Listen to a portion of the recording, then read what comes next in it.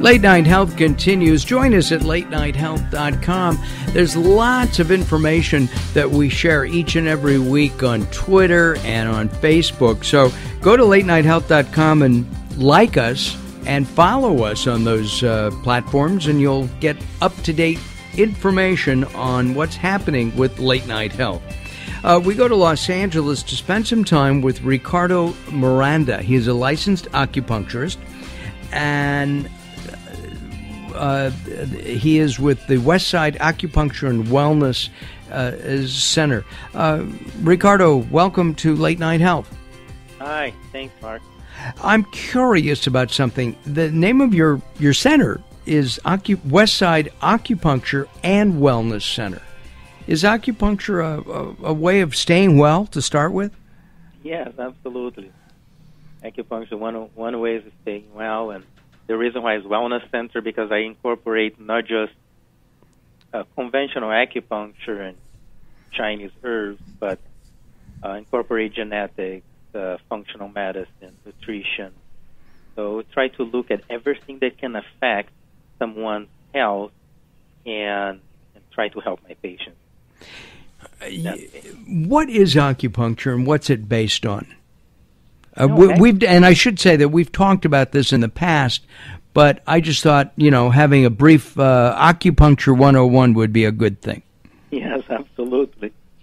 It's very simple. The principle of acupuncture is to move oxygen and blood. And a lot of people talk about acupuncture, about energy and moving energy, and it's true. We're also moving energy, but it goes deeper than that.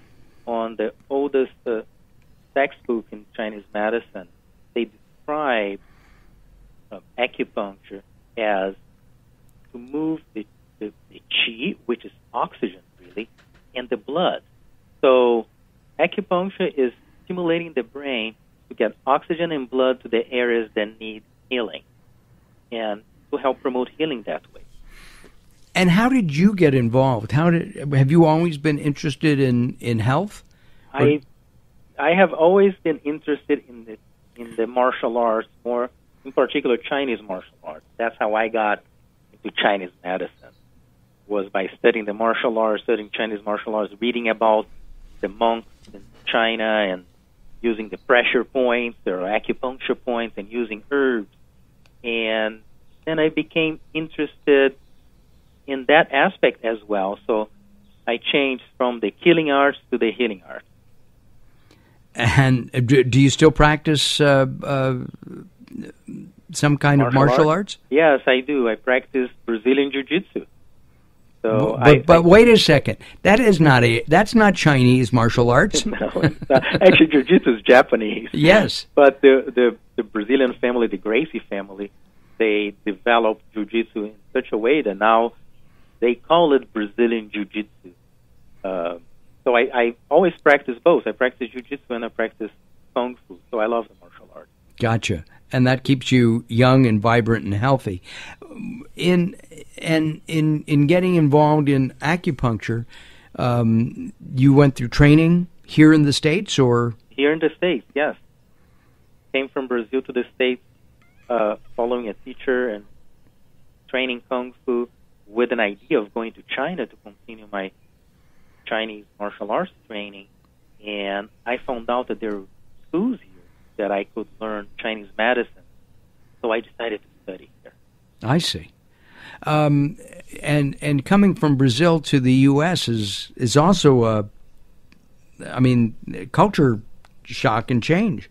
Yeah. In Brazil, is Chinese medicine accepted more than it is here in the U.S.? No, actually, it's much more. It's older in here than in Brazil. So they're still in the early stages over there. Not that we have been practicing here for that long, but comparatively, we have been practicing Chinese medicine and acupuncture in the United States much longer than Brazil. Got it.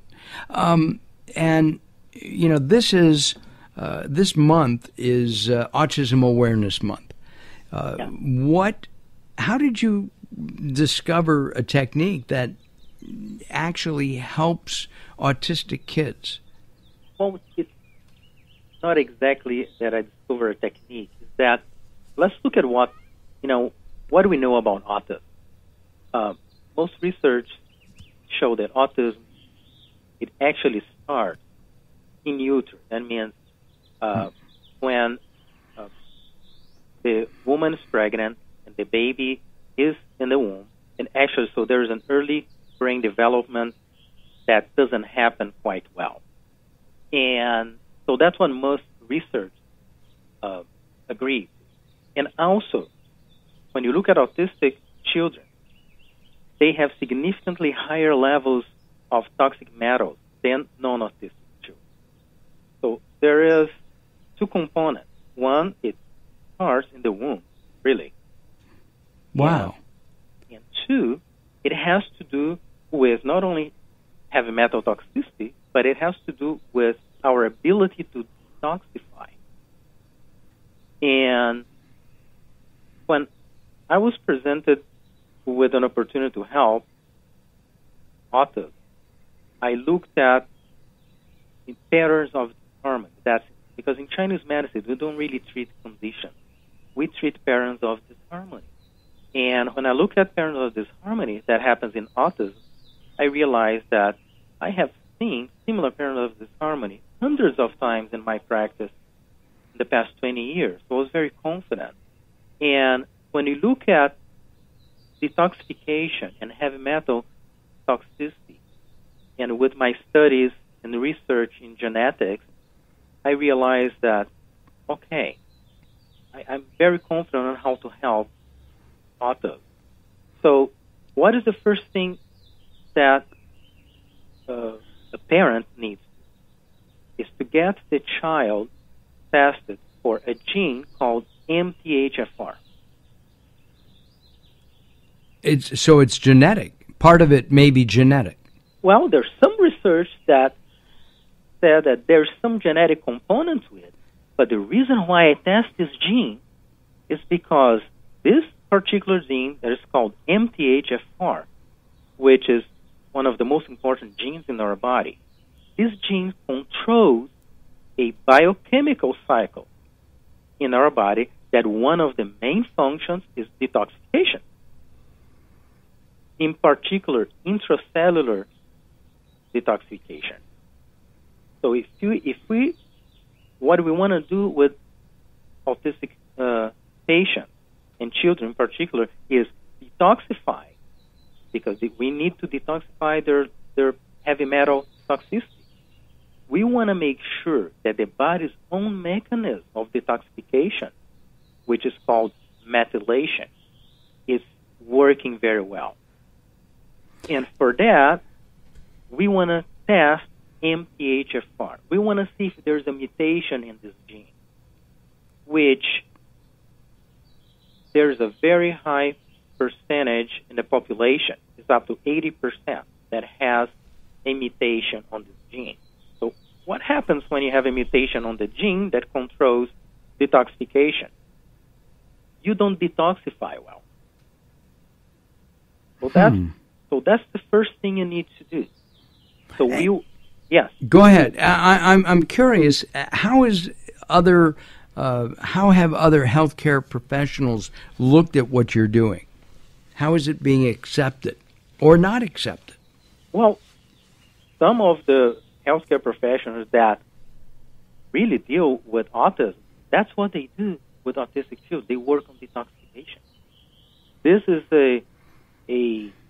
an accepted way of helping autistic children.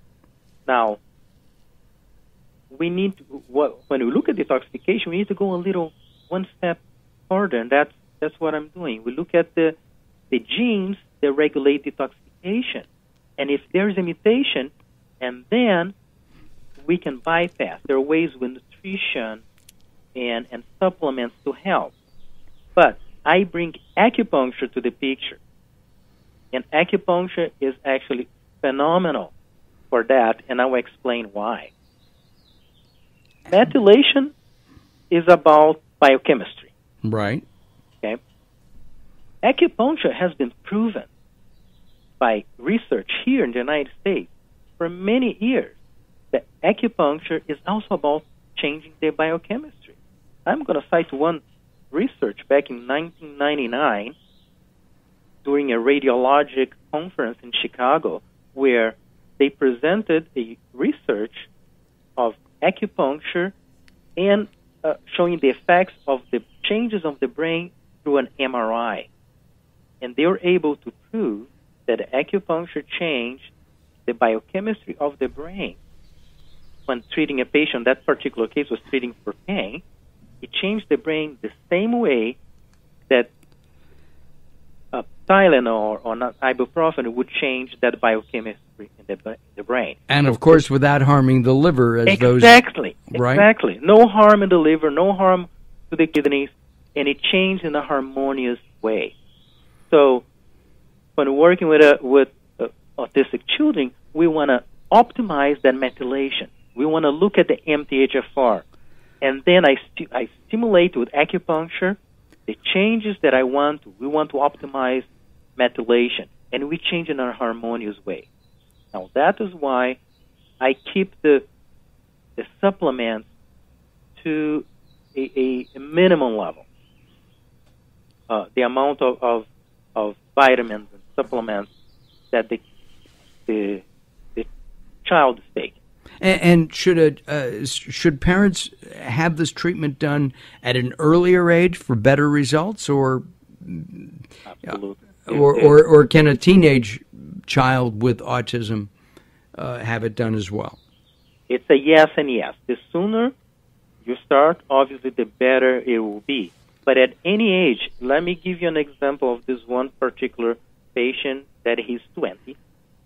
He started treating with me, and by the time when he started, he had been seeing from a different specialist, and he was taking over 90 pills a day. Oh my! Yes, and his mother had told me that over the years they had to be going up on how many supplements he would need to take to stabilize him, and that without these 92 or 93 pills, his condition would be so much worse. And when he came to me, there was, the ability to speak was not very good at all. He was and with treatment with acupuncture, because we're almost out of time, we're wrapping up here. Okay. What happened quickly? So I'm sorry, sir. 2 months of treatment and no more supplements. We was able to take him off the supplements. His mother said he's doing better than she's seen in many, many years. Wow. And she has shown me the blood, the lab results before treatments and after 2 months, how we Ricardo, totally, thank you very him. much for joining us today. Ricardo Miranda from the Westside Acupuncture and Wellness Center. I look forward to talking to you again sometime, and we appreciate your input today on Late Night Health. Absolutely. Thanks for inviting me. And anyone that needs information about MTHFR, they can go to mthfr.com. It's a great resource for patients. Thank you very, very much. I'm Mark Allen. Late Night Health continues in just a moment. Don't go away. More coming up.